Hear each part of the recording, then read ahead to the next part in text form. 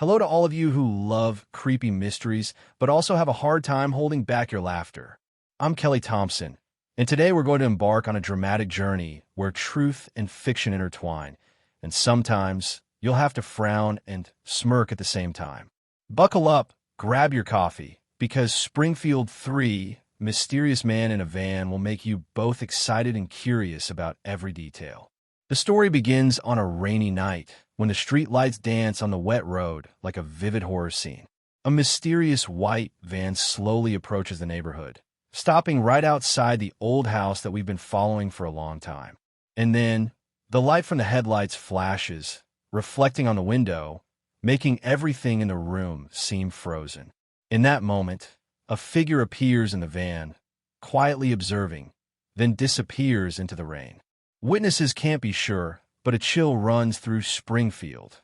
This isn't just another missing persons case. It's an elaborate game played by someone who knows they're being followed, but still teases everyone.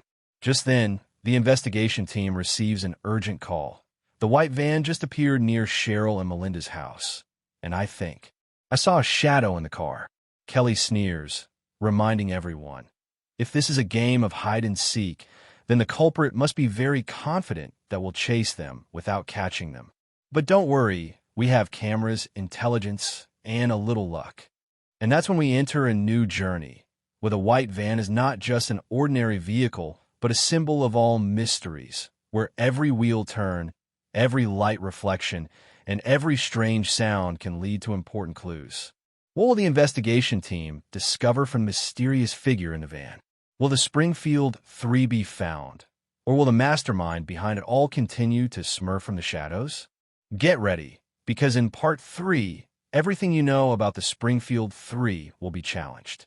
And if you thought the case was all about the empty house, get ready. The white van will take us into a new maze, where the line between truth and elaborate games is extremely thin. We return to Springfield, where old houses, overgrown trees, and quiet streets create the ideal setting for the most unbelievable stories. If you thought all the mysteries were solved after the mysterious disappearance of the three girls, congratulations, you were completely wrong. Springfield has a way of making you wake up in the middle of the night, grab a cold drink, and ask yourself, did I just see a shadow, or was it just my imagination? That night, it rained heavily. The police get a call from a sharp-eyed neighbor, who has previously been called amateur detective with eyes like surveillance cameras. He reports a white van quietly parked nearby, its headlights shining into the windows of the house we've been watching for a while. In the van, he says, I think I see a shadow, but I'm not sure. And the Springfield police who are used to mysterious disappearances are like, oh, another white van. This is straight out of a horror movie. Kelly Thompson, our narrator, snickers. If this is a game of hide and seek, the culprit is grinning in the dark, knowing we're going to mess up and not catch him. But don't let the humor fool you, because from experience, even the smallest detail can be an important clue.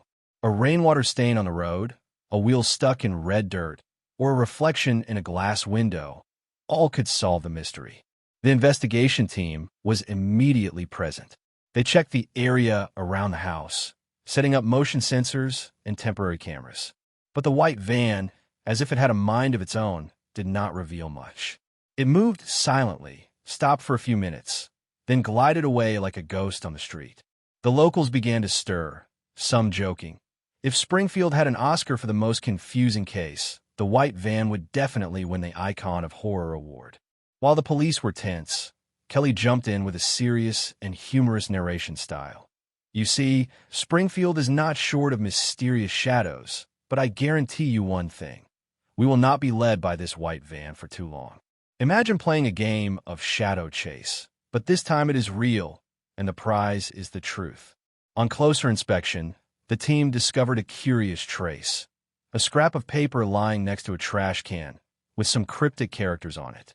It wasn't a zodiac code or a complex cipher, but it was enough to raise the question, is this a message from the perpetrator, or just a prank by local teenagers? Kelly was serious, but didn't forget to add a little spice. If it was a prank, this kid will have to learn how to explain it to the police in a very humorous way. But Springfield didn't leave much room for humor. The white van returned to the house, this time with its headlights blazing, as if to challenge the investigators. "We have to be patient," one officer assured his colleague. "The culprit wants us to react too quickly. That's how they play cat and mouse." Kelly laughed, emphasizing, "If it's cat and mouse, Springfield is definitely a catwalk for this elaborate game. And we, unfortunately, are the actors who get dragged into the show." Over the next few hours, the investigators discovered more suspicious signs. Fresh tire tracks on the dirt road, rapid footsteps in the yard, and a few unexplained flashes of light in the windows. Each detail added up to a complex picture where the culprit always seemed to be one step ahead. But Kelly emphasized, "Folks, Springfield has always taught us one thing. When things get messy, look closely at the small details because that's where the culprit is vulnerable." From an investigative perspective, the white van became the center of all the theories. Some speculated that it was a vehicle the perpetrator used to track the previous victim. Others suspected that the van carried some kind of tool to carry out the plot. But no matter which theory was put forward, one thing was certain. The Springfield Three were still missing, and every moment that passed was an opportunity for the culprit to escape. Kelly then cracked a joke. "If the culprit knew what we were thinking, he would be laughing. You guys go ahead and look, I'm still in the white van." And then a surprising twist occurred. A young witness reported seeing a man step out of the van, seemingly normal but with extremely scary eyes. He was wearing a dark coat, calm as if nothing had happened, and stood there for only a few seconds before disappearing into the rainy night. "If this is Springfield," Kelly exclaimed, "it's the kind of scene every horror filmmaker dreams of. And we're living it without Hollywood." That night, the investigation team gathered all the data, images, and testimony. The white van became the center of all the analysis. Tire tracks, fingerprints on the car door, light reflecting off the glass. But Springfield was not simple. Each clue led to more questions. Each detail opened up a new direction. Kelly laughed, emphasizing, "You see, Springfield is a place where things are more complicated than the hardest Sudoku game, and we are the unwilling players." And that was the end, but not the end of the story. The white van remains a mystery. Springfield still holds unexplored darkness, and we must continue, following every step, every light. If you thought Springfield was peaceful after the figure in the white van the night before, congratulations, you are living in a wonderful illusion. Because as soon as dawn broke, the whole city woke up with an indescribable feeling. Somewhere there was still a silent figure, staring into every corner without anyone noticing. The investigation team immediately assembled, and Kelly, with a humorous nature but eyes as sharp as an eagle, entered the scene, saying, "Guys, Springfield still doesn't want to cooperate with us, but at least we have new tire tracks. If someone gave me a treasure map, I wouldn't be happier than seeing these tire tracks." The first trace was a muddy trail on the dirt road leading from the house that had witnessed the disappearance.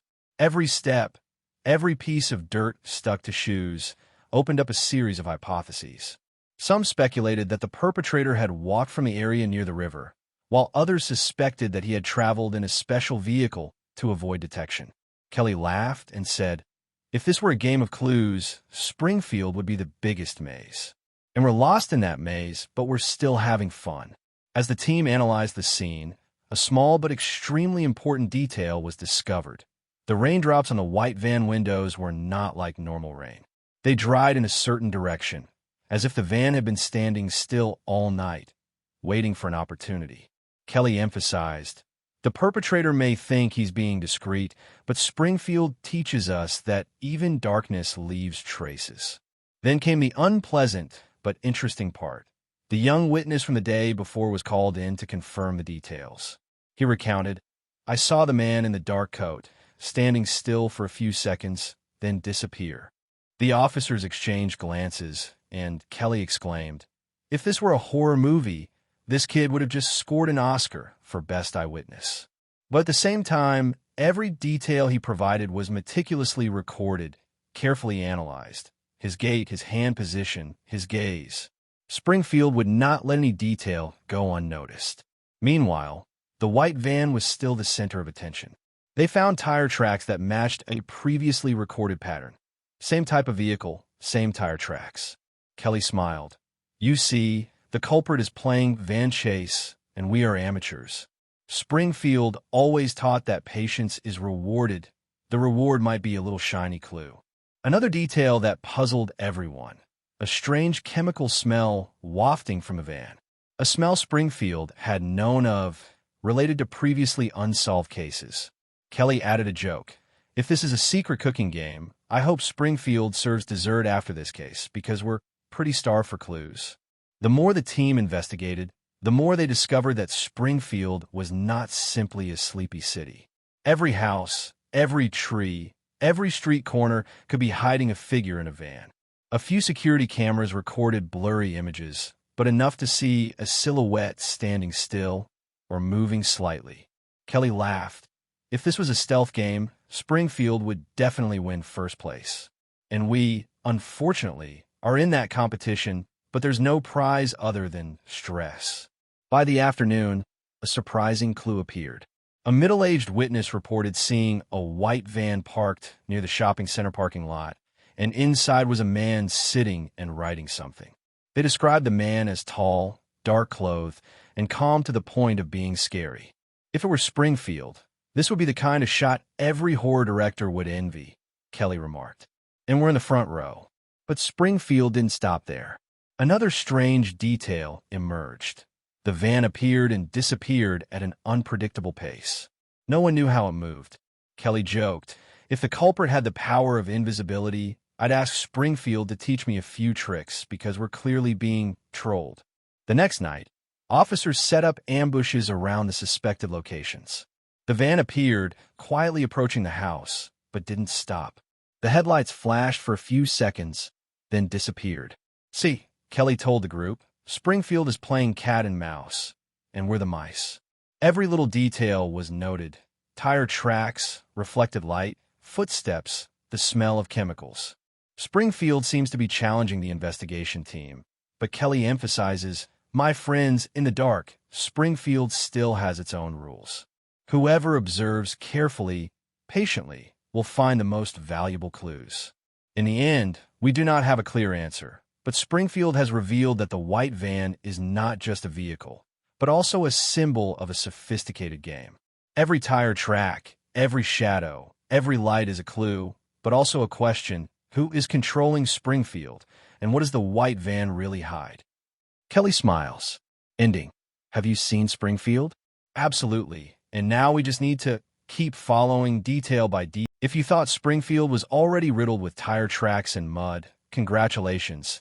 You're about to meet the most mysterious character in the story, the man in the van.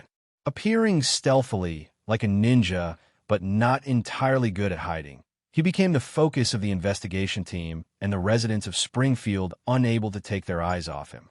Kelly, standing on the side of the road, winked at his colleagues. If this were an action movie, he would be the villain every director dreams of. But unfortunately, Springfield doesn't have a clear script, so we can only watch and hope for luck. Since that morning, witnesses in the West Side reported that a white van, old but still shiny, had been parked on the side of the road for hours. And inside, a figure quietly observing as if checking the cleanliness of the road. Kelly couldn't help but laugh. He must be checking to see if Springfield has any trash, but we know he's really gauging the residents' anxiety. The officers immediately launched a special surveillance plan. They set up on street corners, covered themselves, installed hidden cameras, and even used drones to fly around to record. Kelly stood nearby, holding a coffee, shrugging. If this is a manhunt, Springfield has definitely prepared every detail to troll us. In the following days, every clue about the man in the van brought confusion and curiosity. Witnesses said that he did not get out of the van, just sat quietly, writing something on a board or maybe a diary.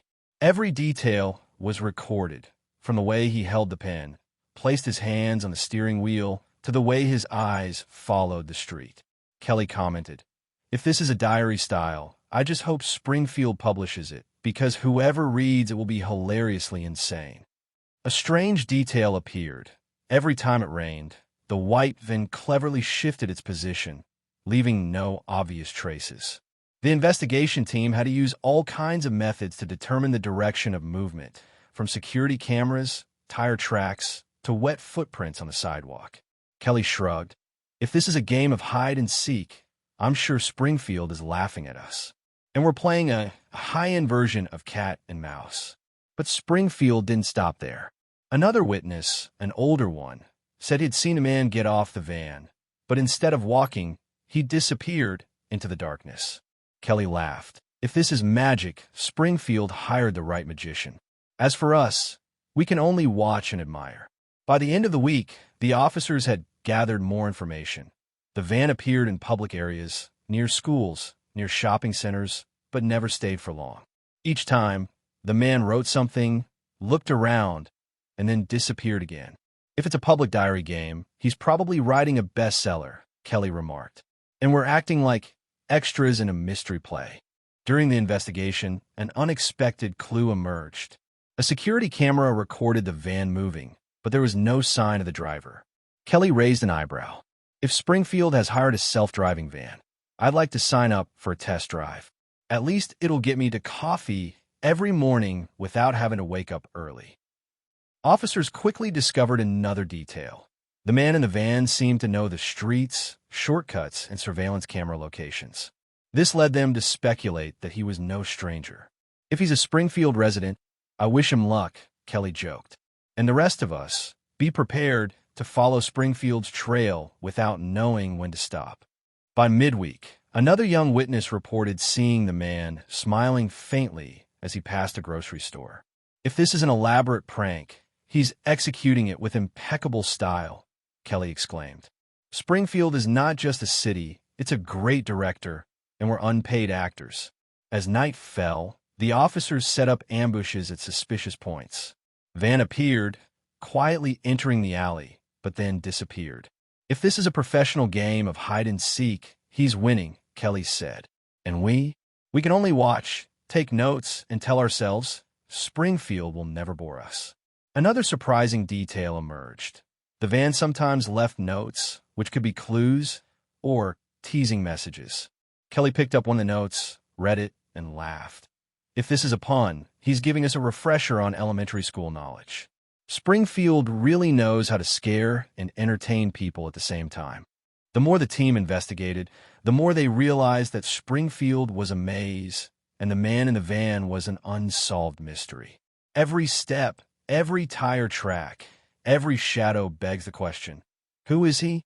Where did he come from? And what is Springfield really hiding?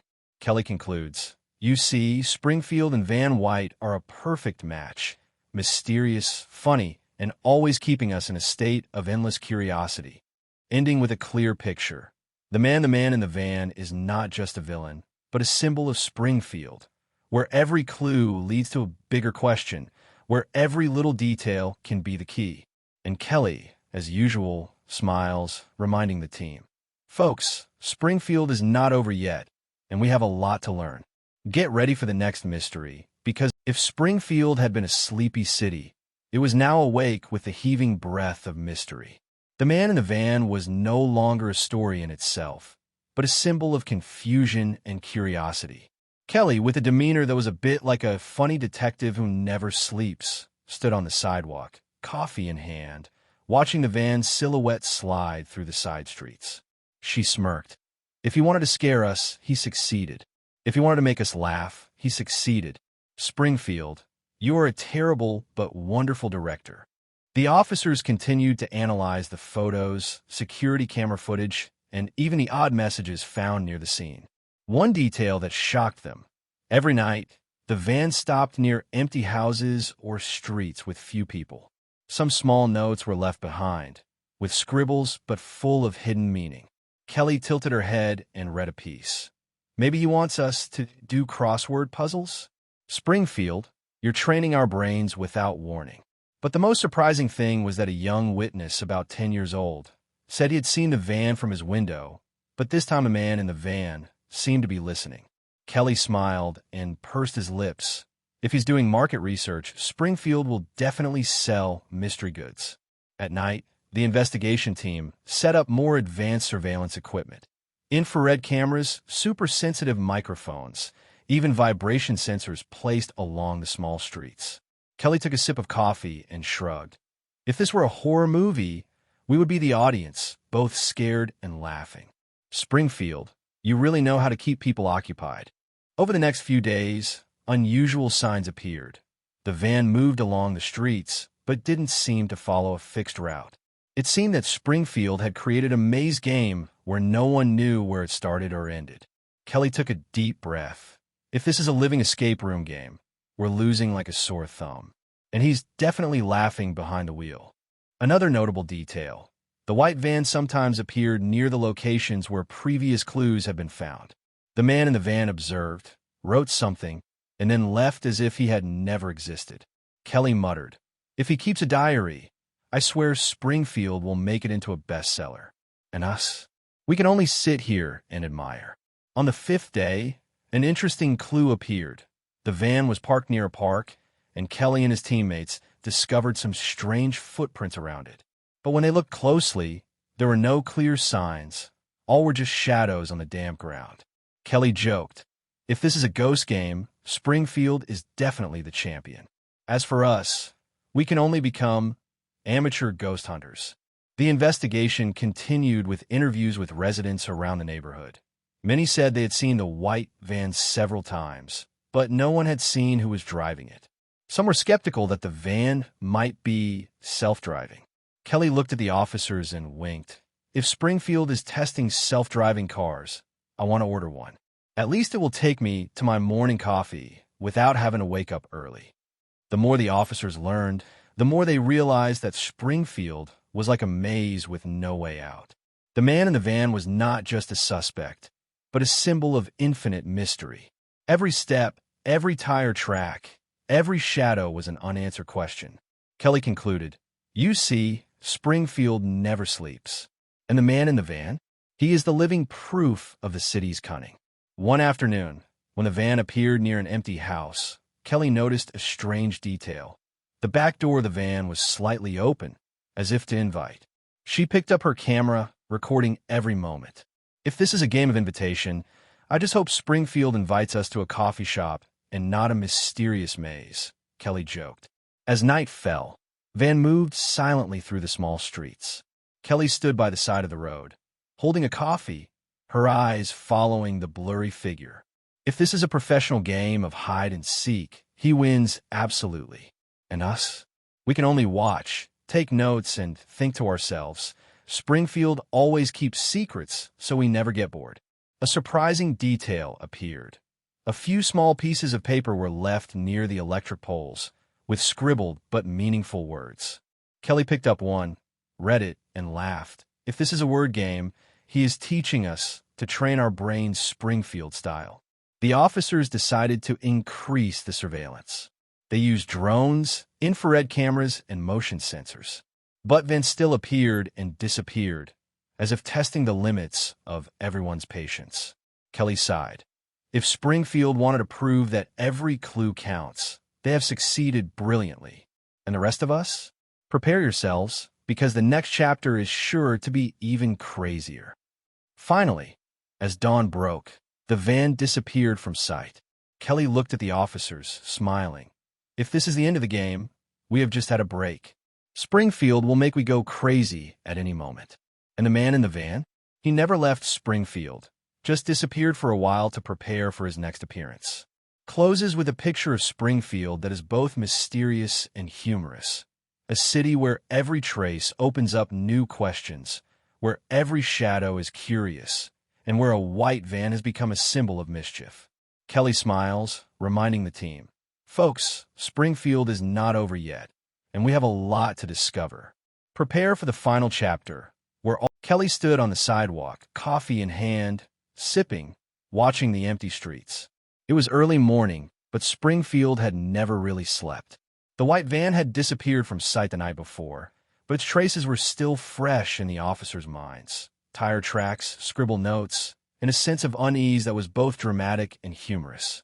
"Guys," Kelly said, his voice laced with sarcasm, "if this was a game of hide and seek, we'd be absolutely defeated." And he's probably laughing behind the wheel. That day, The team focused on analyzing all the data: security cameras, witness statements, local police reports. Each clue led to another turn, another shadow, another potential suspect. But Springfield maintained its mystery. If Springfield were an author, Kelly sighed, he would win the Pulitzer Prize for the most complicated detective story. And us? We can only smile and grimace. Over the next few days, the white van reappeared, this time in a park near the center. The man in the van just poked his head out, looked around, wrote something on a small piece of paper, and then disappeared. The investigation team took photos, videotaped, analyzed every gesture. If he wanted to compete in doodling, Kelly sneered, Springfield would definitely hang his paintings in a museum. And us? Learned to read prints without understanding anything. Some local residents suddenly became suspicious. Could the white van be connected to the previous disappearances? Some reported seeing the van stop in front of empty houses a few weeks ago, and this was a repeat. Kelly tilted his head and smiled. If Springfield wanted to test our memories, he succeeded. I even started keeping a diary of Van's appearances so I wouldn't forget. You're a smart guy, Springfield. The officers decided to set up a battlefield around the streets where Van had appeared most recently. Infrared cameras, super-sensitive microphones, motion sensors, all were arranged. But Van still appeared and disappeared, like a ghost with a hint of humor.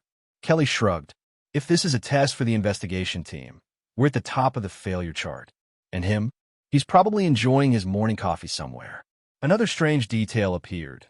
Several small notes left on the sidewalk, with scribbled but meaningful words.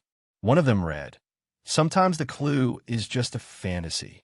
Kelly picked up the note, read it, and laughed. If Springfield wanted to teach us how to think logically and creatively at the same time, he absolutely succeeded.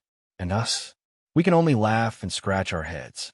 On Friday, a witness reported seeing a white van appear near a house that had been previously reported as a crime scene. But when the investigation team arrived, there was no clear sign. All was a shadow on the ground.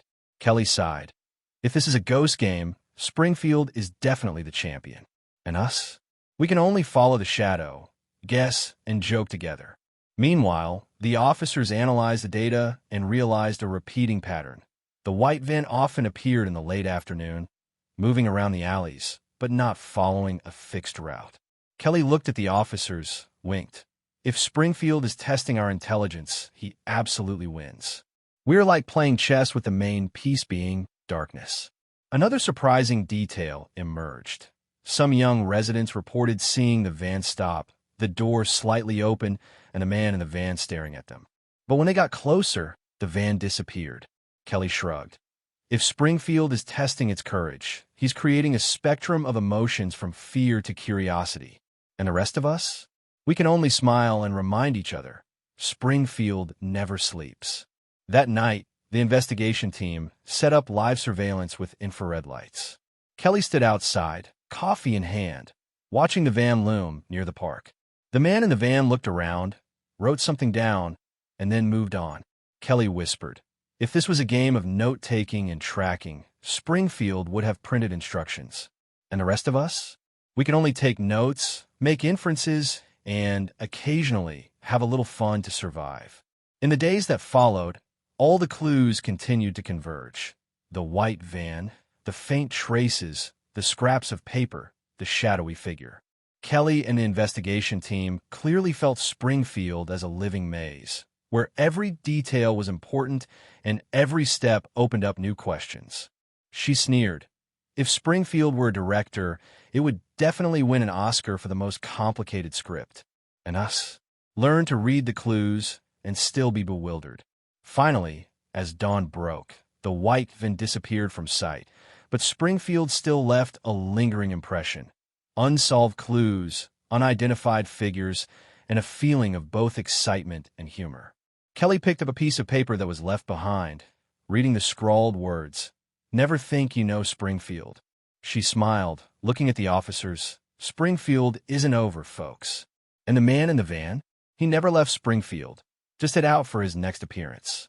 And that's when Kelly turned the camera, winked, and said, if you think Springfield has given it all away, you're wrong. Springfield never gives up its secrets.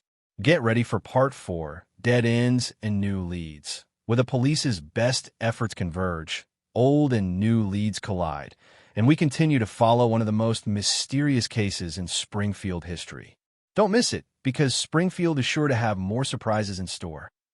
Click the link below to continue watching the Springfield 3, Dead Ends and New Leads true crime documentary, Part 4. Springfield isn't over, and the next clue may surprise you or make you laugh.